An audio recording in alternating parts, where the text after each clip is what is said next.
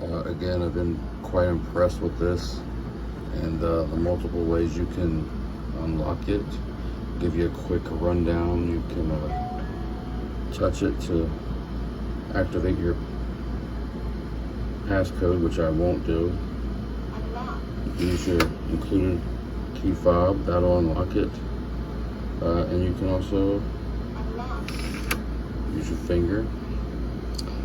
Inside of here, one second, you have the space for your physical key and also a USB-C power port in case the batteries die. You can take a power bank and plug that in and unlock your door. So here's the scenario. I now have automatic lock turned off. So let's say I've come home, I've unlocked the door, I've grabbed something, and I gotta go back out. I shut the door, now I need to lock it. Unlock. It won't lock it this way. The only way I can now lock it is with the physical key.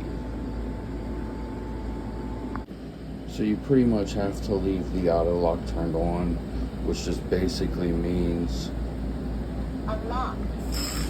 when you unlock your door and let's say you leave it open, it's going to lock back.